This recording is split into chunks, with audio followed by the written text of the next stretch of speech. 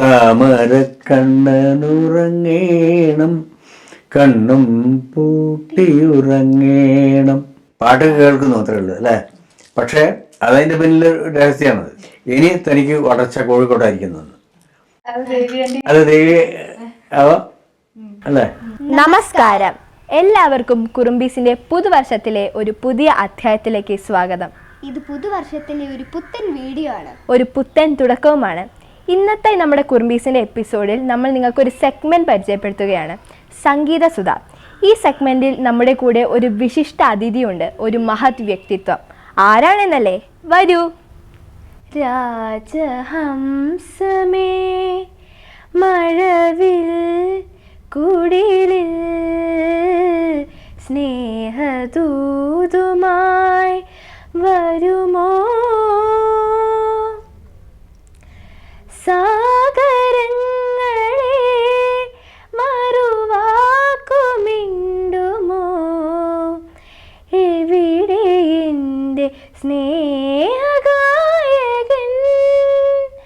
ഓ രാജഹംസമേ, പുട്ടുതൊട്ട പൗർണമി തൊട്ടു നിൽക്കവേ പൂത്തുലഞ്ഞു നിന്നു താരകം. കൺകോണിനുള്ളിലെ കണ്ണാടി നിൽക്കവേ കാത്തു നിന്ന രാവുകൾ കണ്ടു ഞാൻ. പഴയ പാട്ടും പുതിയ പാട്ടും നന്നായി. മലയാള സിനിമയ്ക്ക് ഒട്ടേറെ അനശ്വര ഗാനങ്ങൾ സമ്മാനിച്ച, എഴുതിയതെല്ലാം പൊന്നാക്കി മാറ്റിയ സംഗീത കുലപതി, സംഗീത സമ്രാട്ട്, ഞങ്ങളുടെ തിരുവണ്ണൂരിൻ്റെ സ്വകാര്യ അഹങ്കാരം പത്മശ്രീ കൈതപ്രം ദാമോദരൻ നമ്പൂതിരിയാണ് ഇന്ന് നമ്മോടൊപ്പം ഉള്ളത്. ഞങ്ങൾ ഒരുപാട് കാലമായിട്ട് മനസ്സിൽ സൂക്ഷിക്കുന്ന ഒരു ആഗ്രഹമായിരുന്നു തിരുമേനിയോടൊപ്പം കുറച്ച് സമയം ചെലവഴിക്കണം. അങ്ങയുടെ വിശേഷങ്ങൾ ഞങ്ങളുടെ പ്രേക്ഷകരുമായിട്ട് പങ്കുവെക്കാൻ അത് ഇന്ന് സാധിച്ചു. സമയമായി. ശരിക്കും പറഞ്ഞാൽ അത് ഒരു ദൈവാനുഗ്രഹമായിട്ട് ഞങ്ങൾ കാണുന്നു. നമസ്കാരം. അങ്ങയുടെ പാട്ട് എഴുതുന്ന തുടക്കം മുതലേ ഓരോരോ ജനറേഷനായിട്ട് നമ്മൾ പാട്ടുകൾ കേട്ട് വരികയാണ്. എല്ലാം വളരെ മനോഹരമായിട്ടുള്ള പാട്ടുകൾ. അപ്പോൾ എനിക്ക് തോന്നിയിട്ടുള്ളൊരു കാര്യം, ഓരോ പാട്ടുകൾ കേൾക്കുമ്പോഴും അതിലൊരു ദൈവികമായിട്ടുള്ളൊരു ഒരു എഴുത്തുകാരൻ എന്നുള്ള നിലയ്ക്ക് അങ്ങേക്ക് ഒരു ദൈവിക പരിവേഷം ഉള്ള പോലെ തോന്നിയിട്ടുണ്ട്. എല്ലാത്തിലും ഒരു ദൈവത്തിന്റെ ഒരു കയ്യൊപ്പ് ഉള്ളതായിട്ട് എനിക്ക് തോന്നിയിട്ടുണ്ട്. അതൊരു ഭാഗ്യം അത്രേ ഉള്ളൂ. അതെ, നമുക്കൊന്നും പറയാൻ പറ്റില്ല. അതെ അതെ. എപ്പോഴും പാട്ടിൻ്റെ ട്യൂണും സന്ദർഭവും പിന്നെ പാടിയതും പിന്നെ എഴുതിയതും എല്ലാം കൂടി കറക്റ്റായിട്ട് ബ്ലെൻഡ് ആകുമ്പോഴാണ് ഈ പറഞ്ഞ ദൈവികത ഉണ്ടാകുന്നത്. സ്വാഭാവികമായിട്ട് വരുന്നതാണ്. എല്ലാവർക്കും ഉണ്ടാവും. അതിൽ ചിലപ്പം നമ്മുടെ പാട്ടുകളിലൊരു പ്രത്യേകത ഉണ്ടെങ്കിൽ അത് ഓക്കെ, അത്രയേ ഉള്ളൂ. തിരുമേനി, ഒരു പാട്ടിന്റെ പിറവി എങ്ങനെയാണ്? അതായത് നമ്മൾ ആദ്യം സംഗീതം കൊണ്ടുവന്നിട്ടാണോ അതോ പാട്ട് എഴുതുക, അതോ രചിക്കുക, അതോ നമ്മളെ ഒരു കാര്യമുണ്ട്. അപ്പോൾ എങ്ങനെ പാട്ടുണ്ടായി എന്നുള്ളതൊന്നും നിങ്ങൾ ചിന്തിക്കില്ല. പാട്ട് കേൾക്കുന്നു അത്രേ ഉള്ളൂ അല്ലേ? പക്ഷേ അതതിൻ്റെ പിന്നിൽ രഹസ്യമാണത്. ചിലപ്പോൾ ട്യൂൺ ഉണ്ടാക്കിയിട്ട് നമ്മളതിൻ്റെ മുകളിൽ പാട്ട് എഴുതും, ചിലപ്പോൾ ഞാൻ എഴുതിയിട്ട് ട്യൂൺ ചെയ്യും. അങ്ങനെ ആയിരിക്കും. ഇപ്പോൾ ഞാൻ ഗന്ധർവൻ എന്ന് പറഞ്ഞ ആ സിനിമയിൽ നമുക്കറിയില്ലല്ലോ. ഇപ്പോൾ ഒരു ഓഡിയൻസിനെ സംബന്ധിച്ചിടത്തോളം അവർ സിനിമ കാണുന്നു, ആ സിനിമയുടെ ആ ഒരു ഫ്ലോയ്ക്ക് അനുസരിച്ച് ആ പാട്ട് വരുമ്പോൾ ദേവാങ്കണങ്ങൾ കൈയൊഴിഞ്ഞ താരകം, ആ പാട്ടിലെ ഫസ്റ്റ് ലൈൻ കേൾക്കുമ്പോൾ തന്നെ നമുക്കത് മനസ്സിലാകും കഥ. അത് മാജിക്. കാരണം ആ കൃത്യമായിട്ട് അവിടെ അങ്ങനെ വെക്കണം, എന്നാലേ അത് മനസ്സിലാവുള്ളൂ. അല്ലെങ്കിൽ ഒരു പാട്ടിൻ്റെ ആവശ്യമില്ല. എപ്പോഴും പാട്ട് ഈ സന്ദർഭത്തെയും പടത്തെയും ഉത്തേജിപ്പിക്കുന്നതായിരിക്കണം. അതുകൊണ്ടാണ് ന്യായം. പിന്നെ അങ്ങയുടെ കുട്ടിക്കാലത്തെ കുറിച്ച്, ബാല്യകാല സ്മരണകള്. അച്ഛൻ സംഗീതജ്ഞനായിരുന്നു. പിന്നെ അമ്മ സാധാരണ വീട്ട്. പക്ഷെ നാട്ടിൽ ഞങ്ങൾ വൈദികന്മാരാണ്. അപ്പോൾ അതിൻ്റെതായ ഒരു അന്തരീക്ഷമുണ്ട് എപ്പോഴും ഇല്ലത്ത്.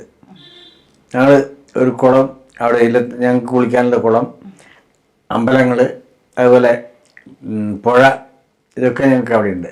ഗ്രാമത്തിൽ കുന്നുകൾ, 2 ഭാഗത്തും കുന്നുകളുണ്ട്. കുന്നിൻ്റെ മുകളിൽ കയറി പോവാം. സ്കൂള് അടുത്താണ്. അങ്ങനെ പല കാര്യങ്ങളുണ്ട്. കുട്ടിക്കാലം നമ്മൾ ആഹ്ലാദമായിട്ട് ജോളിയായിട്ട് തന്നെ കഴിഞ്ഞു. സംഗീതം അച്ഛനിൽ നിന്നാണോ? അച്ഛനാണ് തുടങ്ങിയത്. അതെ, അച്ഛൻ വലിയ വിദ്യയാണ്. ചെമ്പയുടെ ശിഷ്യനായിരുന്നു. അച്ഛൻ വയലിനും വായിക്കുമായിരുന്നു. അങ്ങനെ ഹാർമോണിയവും വയലിനും ഒക്കെ ആയിട്ട് നല്ല രസമായിരുന്നു ആ സമയത്ത്. പിന്നെ അച്ഛൻ അസുഖമായപ്പോൾ നമ്മളെ മൊത്തം കാര്യങ്ങൾ തെറ്റിപ്പോയി. പിന്നെ നമ്മൾ അലച്ചിലായി. അതൊക്കെ സ്വാഭാവികമായിട്ട് കുട്ടികൾ വലുതാകുമ്പോൾ സഹിക്കേണ്ട കാര്യങ്ങളാണ്. ഞാനൊരു 16-17 വയസ്സാകുമ്പോൾ SLC കഴിഞ്ഞാൽ ഉടനെ സ്ഥലം വിട്ടു. പിന്നെ ജീവിതം പിന്നെ ഇതുവരെ തിരിച്ചു പോയിട്ടില്ല അങ്ങോട്ട്. എപ്പോഴും അങ്ങനെ, അന്നേ അങ്ങനെ. അപ്പോൾ പിന്നെ ഞാൻ ശരിക്കും തിരിച്ച് ഇല്ലത്ത് താമസിച്ചിട്ടൊന്നുമില്ല. അത് പിന്നെ അങ്ങനെ ജീവിതം പോയി. തലശ്ശേരി ഉണ്ടായിരുന്നു, തിരുവനന്തപുരത്തുണ്ടായിരുന്നു, പൂഞ്ഞാറിൽ, പിന്നെ അങ്ങനെ യാത്രയിൽ തന്നെയായിരുന്നു. അതിൻ്റെ കൂടെ സംഗീതം പഠിക്കലും ശാന്തി ജീവിക്കാൻ വേണ്ടി ജോലി. അങ്ങനെ കഴിഞ്ഞ് ഞാൻ കാവാലത്തിൻ്റെ നാടക ട്രൂപ്പിൽ മെമ്പറായി. തിരുവനന്തപുരത്ത്. അതെ, അന്ന് വേണു, ഗോപി ഒക്കെ ഞങ്ങളുടെ ഉണ്ട്. ആ സാഹിത്യ കൂട്ടായ്മയെ കുറിച്ച് അതെ, അരവിന്ദൻ, പിന്നെ അയ്യപ്പ പുണിക്കർ, സുഗതകുമാരി, പിന്നെ ഇയാള് കടമ്പനിട്ട, പിന്നെ D വിനേന്ദ്രൻ, വലിയൊരു അതാണ് ഞങ്ങളുടെ കൂട്ടായ്മ. ആ കൂട്ടായ്മ നമ്മൾ വളരുന്നത്. അത് കഴിഞ്ഞ് പിന്നെ ഞാൻ നരേന്ദ്രപ്രസാദിൻ്റെ ട്രൂപ്പിലായി. അവിടെയും പ്രസാദ് സാറ് പാട്ട് എഴുതും, ഞാൻ മ്യൂസിക് ചെയ്യും. അങ്ങനെ നല്ലൊരു കൂട്ടായ്മ. അവിടെയാണ് പിന്നെ നമ്മുടെ നടൻ മുരളി ഞങ്ങളൊക്കെ ഉള്ളൊരു കൂട്ടായ്മ വരുന്നത്. അത് വേറൊരു ഇതായിരുന്നു. അത് കഴിഞ്ഞിട്ട് എൻ്റെ ഒരു സുഹൃത്ത് തോമസ് തോമസ് എന്ന് ഒരാളുണ്ട്, തോമസ്. അയാളാണ് പിന്നെ എന്നെ ഫാസിലിനെ പരിചയപ്പെടുത്തുകയും എന്നെ ഫാസിൽ ക്ഷണിക്കുകയും ഒക്കെ ചെയ്യാൻ കാരണം പാട്ടിന്. അത് ഞാനിവിടെ വന്ന ശേഷം 84 ഞാൻ ഇവിടെ വന്നു, തിരുവനന്തപുരം വന്നു. ജോലിയുടെ ഭാഗമായിട്ടായിരുന്നു. അതെ, മാധവി ജോലി ഉണ്ടായിരുന്നു. അങ്ങനെയാണ് കോഴിക്കോട് വരാൻ കാരണം. ഇവിടെ താമസം അങ്ങനെയാണ്. പിന്നെ ഞാൻ ഇവിടെ തിരുവനന്തപുരം താമസം മാറ്റിയിട്ടേ ഇല്ല. 84 മുതൽക്ക് ഞാൻ ഇവിടെ തന്നെ പല ദിക്കിലായിട്ട് ഇങ്ങനെ. നമ്മള് ഈ തിരുവണ്ണൂര് ഈ ഒരു സ്ഥലം എത്രത്തോളം അങ്ങനെ സ്വാധീനിച്ചിട്ടുണ്ട്? തീർച്ചയായിട്ടും. അല്ല, എന്നോട് പിന്നെ അന്ന് തിരുവനന്തപുരത്ത് നിന്ന് സ്ഥാനത്തുകൊണ്ട് മാതൃഭൂമിയിലെ ചിത്രകാരനുണ്ട്. അദ്ദേഹമാണ് എന്നോട് പറഞ്ഞത്, താൻ ഇനി തിരുവനന്തപുരത്ത് കളിക്കണ്ട, ബേസായല്ലോ, ഇനി തനിക്ക് വളർച്ച കോഴിക്കോട്ടായിരിക്കുന്നു. അങ്ങനെ എന്നെ അവിടെ നിന്ന് ഇങ്ങോട്ട് സ്ഥലം മാറ്റിയിട്ട് വന്നത്. അങ്ങനെ ഇവിടെ വന്നപ്പോൾ എനിക്കത് നല്ല ബോധ്യമായി. ഇവിടെ എനിക്ക് വളരെ ഇഷ്ടമായി. അമ്പലത്തിൽ ഞാൻ എല്ലാ രാവിലെ പാടും. അങ്ങനെ പിന്നെ ക്ലാസ് തുടങ്ങി. ആ ക്ലാസ് ഒരു കലാകേന്ദ്രമായി വളർത്തി. അങ്ങനെ ക്രമത്തിൽ കൊണ്ടുവന്നു. കൂടുതൽ ഒരു 85 ലാസ്റ്റിലാണ് പാട്ട് തുടങ്ങുന്നത് സിനിമയിൽ. 86 സിനിമ വന്നു. പിന്നെ തുടർച്ചയായിട്ട് ഇങ്ങനെ പടങ്ങൾ വന്നു. 87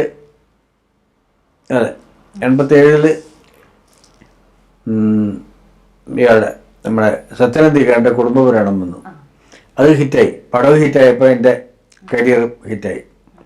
പിന്നെ ആര്യൻ, പിന്നെ അതൊക്കെ ഇവിടെ ആയിരുന്നു ഷൂട്ടിംഗ് ഒക്കെ.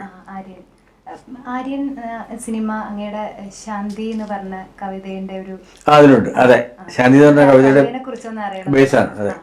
അതെ, അത് ബേസായിട്ട് പക്ഷെ അതിനു മുമ്പേ അദ്ദേഹത്തിൻ്റെ ഒരു നാടകം ഉണ്ടായിരുന്നു, നമ്മുടെ ടി ദാമോദരൻ മാഷുടെ. ആ നാടകം ഇതാണ് ഗോപുര നടയിൽ അതെന്താണ്, അത് ഇതന്നെയാണ് ബേസ്. അപ്പോൾ ഞാൻ പാട്ട് ശാന്തി കേൾപ്പിച്ചിരുന്നു മാഷ് അത് കേട്ട് ഭയങ്കര ഫീലായി. അത് കുടുംബപുരാണത്തെ സമയത്തായിരുന്നു. അങ്ങനെ ഞങ്ങൾ സംസാരിച്ച് പിന്നെ ഇവിടെ തന്നെ ഷൂട്ട് ചെയ്തു. ഞാനതിൽ അഭിനയിച്ചു. അതെ, അങ്ങനെയൊക്കെ ചെയ്തു. എന്തൊക്കെയാണ് നീ പറ ചോദിച്ചോളെ.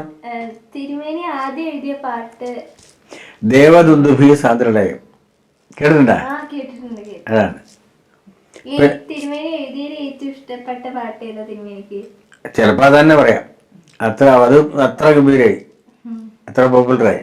ഇപ്പോഴും 40 വർഷമായിട്ട് പോലും ഭയങ്കര പോപ്പുലറാണ്. എന്നെന്നും കണ്ണേട്ടൻ്റെ അതെ, സിനിമയില് അതിലാണ് പടം.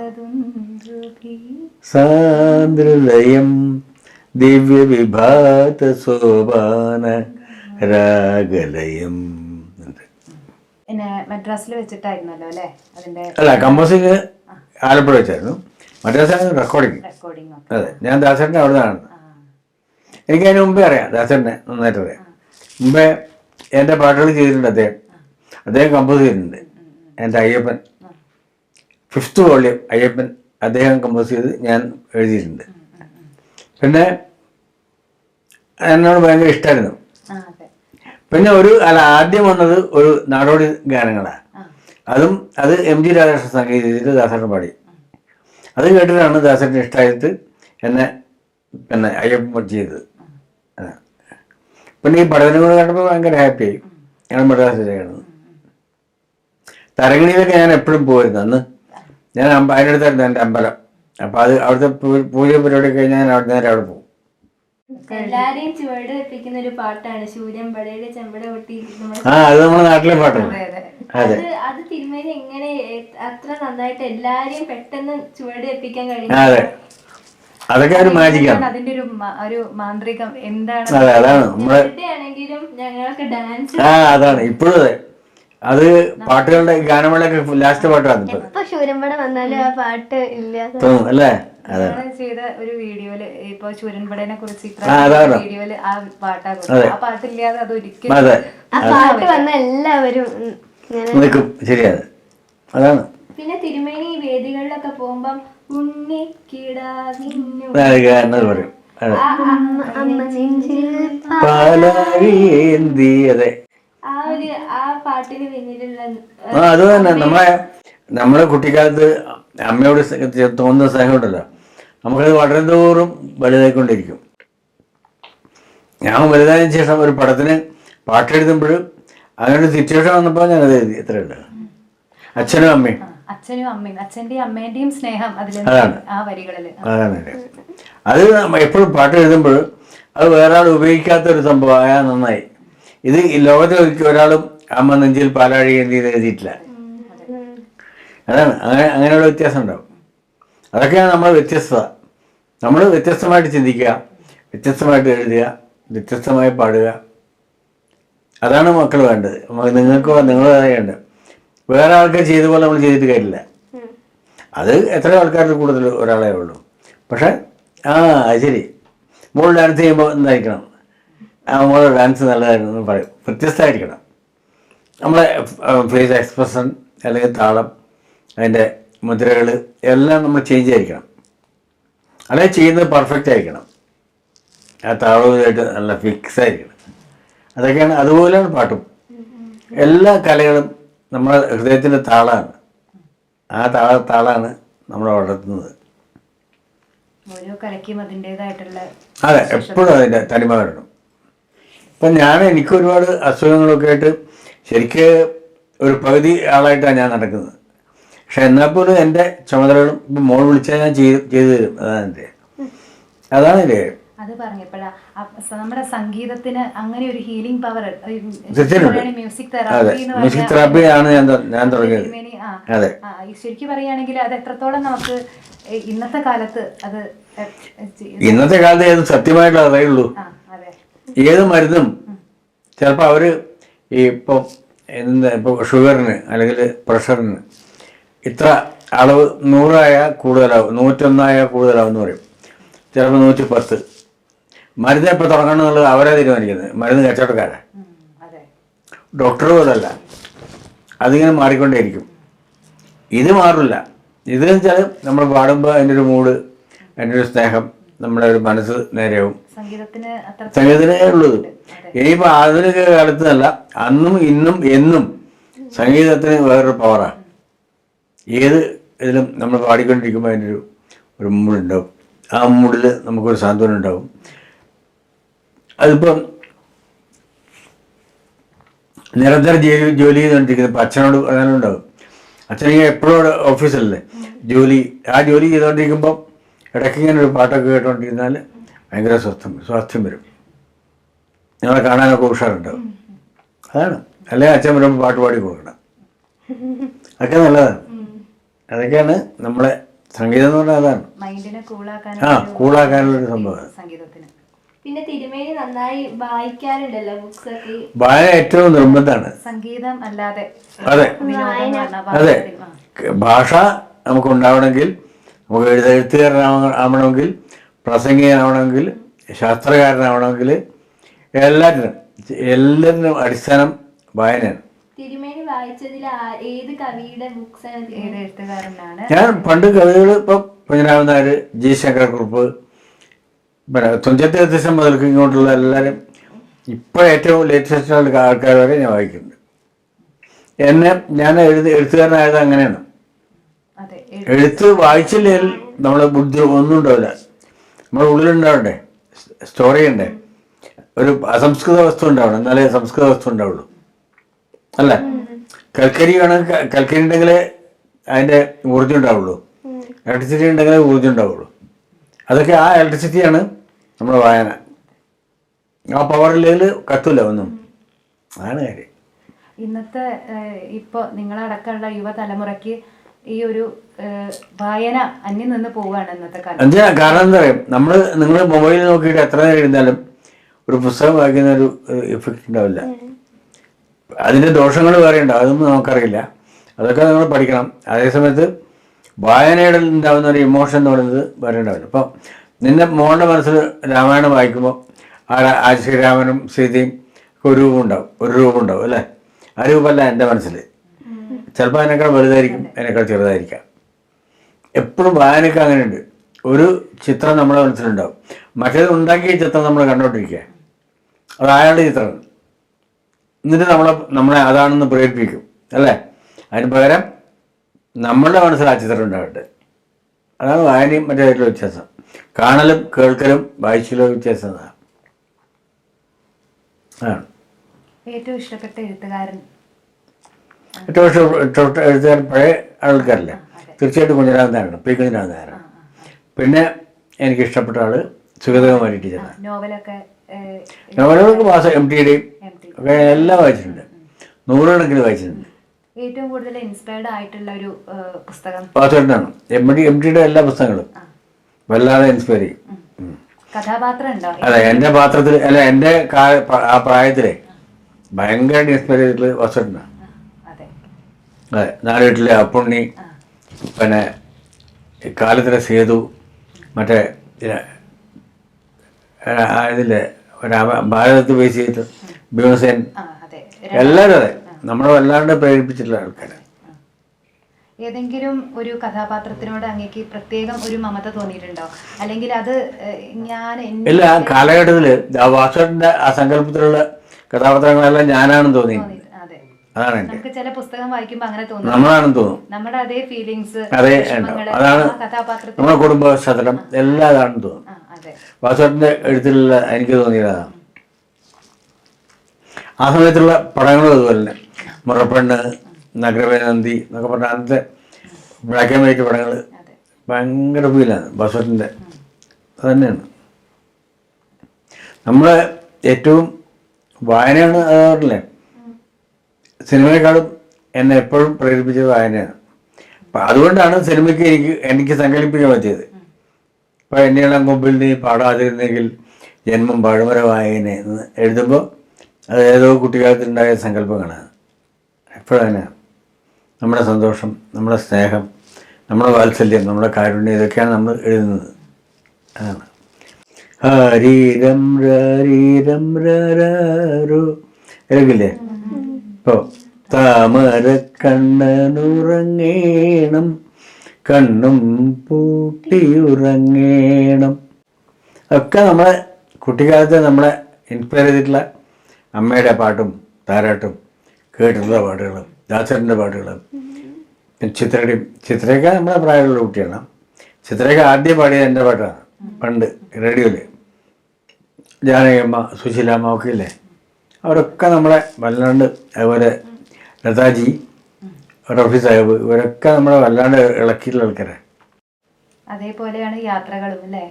യാത്രകൾ നമ്മളെ അപ്പം ഞാൻ അന്നത്തെ യാത്രകൾ പറഞ്ഞാൽ അന്ന് ഈ സ്റ്റേറ്റ് ബസ്സിലായിരിക്കും, മറ്റേ ട്രാൻസ്പോർട്ട് ബസ്സിൽ സൈഡിലെ സീറ്റിൽ കാറ്റ് കൊണ്ടുകൊണ്ട് കിടക്കും. ഇങ്ങനെ എഴുതുമ്പോൾ നമുക്ക് മനസ്സിൽ ഇങ്ങനെ ചിത്രങ്ങൾ എഴുതും. അപ്പം തന്നെ ഞാൻ എഴുതാറ്, അങ്ങനെ എഴുതാറ്. തിരുമേനിക്ക് യാത്ര ചെയ്യാൻ നല്ല ഇഷ്ടം. കഥയും ഞാൻ എഴുതിയിട്ടുണ്ട്. ആ സിനിമ കഥ എഴുതിയിട്ടുണ്ടല്ലോ, സോപാനം സിനിമ എഴുതിയിട്ടുണ്ട്. ഓ ഒക്കെ എഴുതിയിട്ടുണ്ട്. ഞാനൊരു സിനിമ ഡയറക്റ്റ് ചെയ്തിട്ടുണ്ട്, ഇപ്പം ഇറങ്ങാൻ പോകും. അതെ. പിന്നെ 80കളിൽ എഴുതിയ തിരുമേനി കുറെ സെമി ക്ലാസിക്കൽ സോങ്സ് ഒക്കെ എഴുതി. ഇപ്പം നമ്മുടെ ഈ ഒരു ജനറേഷൻ വൈസ് കാലഘട്ടത്തിനനുസരിച്ച് എഴുതാനുള്ള ഒരു കഴിവ് എനിക്ക് മാത്രമാണ്. ഹൃദയത്തിലധികം സിനിമയുടെ പിന്നെ പൊട്ടു തൊട്ട അതെ, അതാണ് എന്റെ സൂത്രം. നിങ്ങൾക്ക് വരെ ഇഷ്ടപ്പെട്ടില്ലേ? സൂത്രം എന്നാ ചോദിക്കണേ. ആ പാട്ടൊക്കെ എഴുതുമ്പോ അതെ, അത് ഇവിടുന്ന് എഴുതിയ പൊട്ട് തൊട്ട് പറഞ്ഞ ആ പാട്ടൊക്കെ കേൾക്കുമ്പോ നമുക്ക് തന്നെ ഒരു എന്താ എന്റെ അതെങ്ങനെയാണ് ഇങ്ങനെ നമുക്ക് നിങ്ങളെ വോട്ട് ചെയ്തപ്പോൾ ഞാൻ നിങ്ങളാവും. അത്രയും ചെറുതായിട്ട് ഞാൻ തന്നെ ആ കാലം ഓർമ്മിക്കും. മനസ്സിന് പ്രായമില്ല. അതാണ്, ആ മനസ്സിന് പ്രായമില്ല. ശരീരം മാത്രമേ പ്രായമുള്ളൂ, മനസ്സിന് ഒരിക്കലും പ്രായമില്ല. ഞാൻ നിങ്ങളെ കൂടി നിൽക്കുമ്പോൾ ഞാൻ നിങ്ങളെ പോലെയാവും. അതുകൊണ്ടാണ് തലമുറ, ഏത് തലമുറയ്ക്ക് ഇഷ്ടപ്പെടുന്ന പാട്ടുകൾ. അതാണ്, അതുകൊണ്ടാണ് അങ്ങനെ എഴുതാൻ പറ്റുന്നത്. അതെ, മനസ്സേ മനസ്സേക്കില്ലേ, അതിൽ എല്ലാ പാട്ടുകളും നല്ല. അധികം പാട്ടുകളും അതെ, അതുപോലെയാണ് ഇപ്പൊ സ്വപ്നക്കൂടിലെ കമൽസാറിന്റെ പഴയ സ്വപ്നക്കൂടിലെ അടിപൊളി പാട്ടുകളുണ്ട്. മറ്റേ കറുപ്പിനഴകില്ലേ, അതുപോലെ ലജ്ജാവതി അല്ലേ, അതൊക്കെ നമ്മൾ അവരായി മാറുകയാണ്. ആഹ്ലാദിക്കുന്ന പാട്ട് എഴുതുമ്പോൾ ഞാനും ആഹ്ലാദത്തിലാവും. അങ്ങനെ എനിക്ക് എഴുതാൻ പറ്റും. ദുഃഖമാകുമ്പോൾ ആ കഥാപാത്രത്തിൻ്റെ കൂടെ നമ്മൾ അതിനെ ദുഃഖിക്കും. അപ്പൊ നമുക്ക് ഈ ഒരു സിനിമ പാട്ട് എഴുതുന്ന സമയത്ത് ആ കഥ ആദ്യം നമ്മുടെ മനസ്സിലുണ്ടാവും അല്ലെ? ഉണ്ടാവും, കഥ പറയും, ഒത്തിരി പറയും, അല്ലെങ്കിൽ അതിൻ്റെ സിറ്റുവേഷൻ പറയും. ആ പാട്ട് എഴുതേണ്ട സിറ്റുവേഷൻ പറയും, അത് നമ്മുടെ ഉള്ളിലുണ്ടാവും. അപ്പം തന്നെ നമുക്കത് ധ്യാനിക്കാൻ പറ്റും. അത് വന്നാൽ പെട്ടെന്ന് എഴുതാൻ പറ്റും. അത് എക്സ്പീരിയൻസ് ആണ്. ഞാനിപ്പോൾ ഇപ്പോൾ ഒരു ഇതിന് ആൽബത്തിന് വേണ്ടി 4 പാട്ട് എഴുതി. ഞാൻ 4 ദിവസം ഇവിടുന്ന് പറഞ്ഞിട്ടാണ് പോയത്, പക്ഷെ 1.5 ദിവസം കൊണ്ട് പാട്ട് എഴുതി തന്നു. അതാണ് എല്ലാം കഴിഞ്ഞു. സമയത്ത് അല്ലെ, സമയമുണ്ട് ചിലപ്പോ നമുക്ക് അങ്ങനെ എന്തെങ്കിലും ഒരു ബ്ലോക്ക് പോലെ കിട്ടാതെ വന്നിട്ട് അതൊക്കെ ഉണ്ടാവും ചിലപ്പോൾ. പക്ഷെ അതൊന്നും ഉണ്ടാവും, നമ്മൾ വിചാരിച്ചുകൊണ്ടിരുന്നാൽ ഉണ്ടാവും, വരും, ഒന്നും പ്രശ്നമൊന്നുമില്ല. അത് രാവിലെയാണ് എൻ്റെ ശരിക്കുള്ള തുടക്കം. എപ്പോഴും രാവിലെ ആയിരിക്കും, അല്ലെങ്കിൽ രാത്രി വൈകിട്ട്. ചിലപ്പോൾ രാത്രി കിടന്നിറങ്ങുമ്പോൾ ഞാൻ എഴുന്നേറ്റ് പോയി അത് എഴുതി വെക്കും, തോന്നുന്നുണ്ട് തന്നെ. അങ്ങനെയൊക്കെ ഉണ്ടാവും.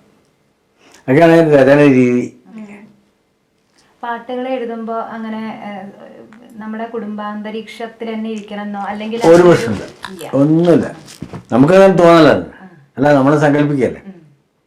അപ്പോൾ വേറെ ആൾക്കാർ വർത്തമാനം പറഞ്ഞാൽ അതൊന്നും ഞാൻ കേൾക്കില്ല. ഞാൻ ഇവിടെ നിന്ന് എഴുതിക്കും. വേറെ പാട്ട് കേട്ടാലും എനിക്ക് പ്രശ്നമില്ല, ഞാൻ എഴുതിക്കൊണ്ടിരിക്കും. എനിക്കത് ശ്രദ്ധയുണ്ടാവുള്ളൂ. നിങ്ങൾ പഠിക്കേണ്ട ഒരു സംഭവം അതാണ്, നമ്മൾ ശ്രദ്ധിക്കണം. കോൺസെൻട്രേഷൻ ഇങ്ങനെ ഷാർപ്പായിരിക്കണം. അതിപ്പോഴേ ശ്രദ്ധിക്കണം, പഠിക്കുമ്പോഴൊക്കെ ഇങ്ങനെ ശ്രദ്ധിക്കണം. അപ്പോൾ വേറെ ഒന്നും ആലോചിക്കാം. അങ്ങനെ ശീലിച്ചാൽ മതി, ശീലിച്ചാൽ ശരിയാവും. അപ്പൊ ഇപ്പൊ കഥ മനസ്സിലാക്കിയിട്ട് നമ്മൾ അതിനനുസരിച്ച് പാട്ട് എഴുതുമ്പം സംഗീതം പിന്നെ മുമ്പൊക്കെ നമ്മള് പാട്ട് എഴുതിയതിന് ശേഷം അതിന് സംഗീതം കൊടുക്കലല്ലേ? ഇല്ല, അതിപ്പോ ഒരു മെത്തേഡാണ്, അത്രേ ഉള്ളൂ. കാരണം ചിലപ്പോൾ അല്ലെങ്കിൽ ഞാൻ എഴുതി കഴിഞ്ഞിട്ട് പിന്നെ അവർ പിന്നെയും ട്യൂൺ ഇടും, എന്നിട്ട് പിന്നെ എല്ലാം ഇരട്ടിപ്പണിയാവും. ഞാൻ പറഞ്ഞു നിങ്ങൾ ചെയ്തോ, ട്യൂൺ ചെയ്തോ, ഞാൻ എഴുതിക്കൂടെ പറയും. എനിക്കത് പ്രയാസമൊന്നുമില്ല. അത് നമ്മുടെ മനസ്സിലുണ്ടാവും. താളമാണല്ലോ, ഒരു നമ്മളതൊക്കെ വൃത്താക്കും, ആ ട്യൂണിൻ്റെ വൃത്താക്കും.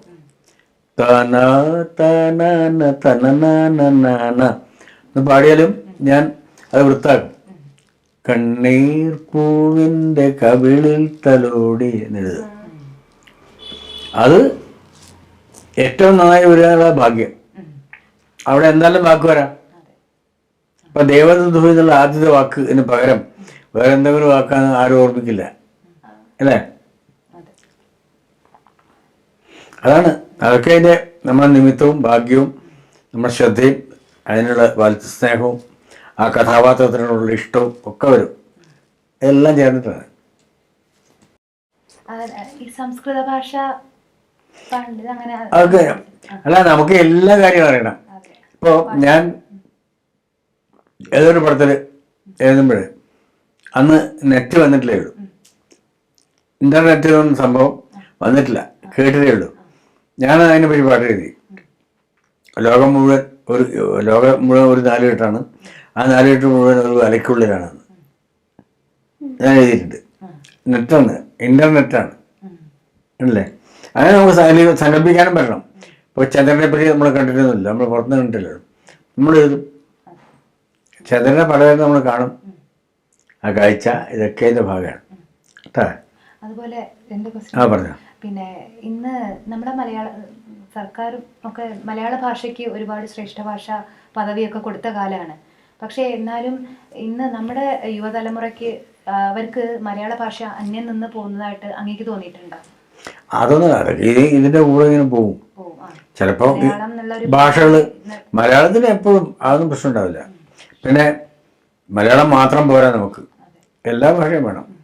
തമിഴ് പഠിക്കണം, കന്നഡ പഠിക്കണം, തെലുങ്ക് പഠിക്കണം, ഹിന്ദി പഠിക്കണം, ഇംഗ്ലീഷ് പഠിക്കണം, ഇതെല്ലാം പഠിക്കണം. അതെ. പിന്നെ ഇപ്പം എൻ്റെ സുഹൃത്ത്, ഞാൻ ഇന്നലെ പോയത് പിന്നെ ഇവിടെ വടകരയുള്ള ഒരാളാണ്, ബാബു എന്ന് പറഞ്ഞിട്ട്. അയാൾ ദുബായിൽ ഈ ഇതാണ് ഫ്രഞ്ച് എംബസിയുടെ കീഴിലുള്ള ഒരു സ്കൂളിൽ പ്രധാന അധ്യാപകനായിരുന്നു. അയാൾ എന്ത് ചെയ്താൽ അയാൾ ഇവിടെ ഉള്ള സമയത്ത് മാഹിയിൽ നിന്ന് പോയിട്ട് ഈ ഫ്രഞ്ച് പഠിച്ചതാണ്. അതുകൊണ്ട് ഗുണം കിട്ടി. എല്ലാ ഭാഷയും നമുക്ക് ഉപകാരപ്പെടും. അല്ലെങ്കിൽ നമുക്ക് തർജ്ജമ ചെയ്യാം അല്ലേ? നമ്മൾ ഈ പ്രായത്തിൽ, മക്കളുടെ പ്രായത്തിൽ ഇത് പഠിക്കണം. ഭാഷ പഠിക്കണം, കണക്ക് പഠിക്കണം, എല്ലാം നല്ല എക്സ്പെർട്ടാണ് കേട്ടാ. അങ്ങയുടെ പാട്ടുകളിലെ ചില പാട്ടുകളിലൊക്കെ നാടൻ താളങ്ങൾ, ഇപ്പോൾ വരവേൽപ്പ് എന്നുള്ള സിനിമയിലൊക്കെ. അതെ, അതിപ്പം കഥാപാത്രം അങ്ങനെയാണെങ്കിൽ ഒരു നാട്ടുപുറത്തെ കഥയാണെങ്കിൽ വേണം, മറ്റേതാണെങ്കിൽ അത് വേണം. ഇപ്പോൾ കടപ്പുറത്തെ കഥയാണെങ്കിൽ നമ്മൾ ആ മരത്തിലെ പല പാട്ട് വേണം. അതുപോലെ മറ്റേ ഈ മഴവിൽക്കാവടി എന്ന് പറഞ്ഞ സിനിമയിൽ അതേപോലെ മറ്റേ പാട്ടില്ലല്ലോ, പള്ളിത്തേരുണ്ട്, അതൊക്കെ അതൊക്കെ ആ പടത്തിനെ ചോദിച്ചതാണ്. അതാണ് സത്യൻ സാറുമായിട്ടുള്ള ഒരു സത്യനായിട്ട് ഞാൻ വളരെ നല്ലതാണ്. ഇവിടെ വരും സത്യൻ. എന്നെ ഏറ്റവും സഹായിച്ചിട്ടുള്ളത്, ഏറ്റവും ഇഷ്ടപ്പെട്ടിട്ടുള്ള എഴുത്തുകാരൻ എനിക്ക് ലോഹിതദാസാണ് സിനിമയിൽ. അതുപോലെ ജയരാജ്, പിന്നെ ഇവരൊക്കെ അതെ, കമൽ, സിബി, പ്രിയദർശൻ, ഇവരൊക്കെയാണ് ഞാൻ വർക്ക് ചെയ്യുന്നത്. ലെനിൻ രാജേന്ദ്രൻ, പരദത്തൻ, പപ്പേട്ടൻ, പത്മരാജൻ, ഇവരൊക്കെ എൻ്റെ പ്രാണനോട് ഇഷ്ടമുള്ള ആൾക്കാരെ, അത്ര ഇഷ്ടമുള്ള ആൾക്കാർ. ശ്രീനിവാസൻ, എല്ലാവരും അതെ. പിന്നെ ദേവി, ആ പാട്ട് ദേവി ആന്റീനെ ഉദ്ദേശിച്ച് എഴുതിയതാണ്. അത് കുട്ടികൾക്ക് ഒരു സംശയം. അത് കാരണം പക്ഷേ നമ്മൾ കഥാപാത്രമാണ് ഉദ്ദേശിക്കുന്നത്. അത് ചിലപ്പോൾ നമ്മളെ അത് ദേവി ആവാം അല്ലേ? അങ്ങനെ തോന്നി, ആ പാട്ട് കേട്ടപ്പോ അങ്ങനെ തോന്നി. അങ്ങനെ നമുക്ക് ചിലപ്പോൾ ക്ലോസ് ആയിട്ടുള്ള ആൾക്കാരല്ലേ ഉണ്ടാവുക, അതൊക്കെ വരും. അത് വരും, മനസ്സിൽ വരുമല്ലോ. അപ്പൊ തിരുമേനി പറഞ്ഞിട്ടുണ്ടല്ലോ പല ഇന്റർവ്യൂസില്, മനസ്സിലൊരു ഇഷ്ടം ഉണ്ടായിരുന്നു, പ്രണയം ഉണ്ടായിരുന്നു. അപ്പൊ അത് തീർച്ചയായിട്ടും ഉണ്ടാവുമല്ലോ. നമ്മൾ ഇത്രയും, എനിക്ക് 74 വയസ്സായി. നമ്മളും ഈ 20-30 ഒക്കെ കഴിഞ്ഞിട്ട് വന്നല്ലേ, ആ വികാരങ്ങളൊക്കെ നമുക്ക് ഉണ്ടാവുമല്ലോ, സ്വാഭാവികമായിട്ടുണ്ടാവും. അത് ചിലപ്പോൾ വിജയിച്ചിട്ടുണ്ടാവും, പരാജയപ്പെട്ടിട്ടുണ്ടാവാം. അതൊക്കെ നമ്മളെ മനസ്സിനെ ബാധിച്ചിട്ടുണ്ടാവും. അതൊക്കെ എൻ്റെ പാട്ടുകളിലും ഉണ്ടാവും, തീർച്ചയായിട്ടും ഉണ്ടാവും, സ്വാഭാവികമായിട്ടുണ്ടാവും. ജോൺസണും റിവേറ്ററുമാണ് എൻ്റെ ഏറ്റവും അടുത്ത ആൾക്കാർ. പ്രമദവനം എന്നുള്ള പാട്ടിന്റെ ഒരു പറയോ? അത് റിവേറ്ററാണ് ഞാൻ ചെയ്തത്. ആദ്യം ഞങ്ങൾ കൂടുന്നത് ആ പാട്ടിലാണ്. അതെ, SNS അബ്ദുള്ള. അന്ന് ഞങ്ങൾ പാമ്പൂർ ഹോട്ടലിലാണ് ഉണ്ടായിരുന്നത്, 1-ാം നമ്പർ റൂമിൽ ഞങ്ങളെല്ലാവരും ഉണ്ട്. എല്ലാവരും ഉണ്ടായിരുന്നു.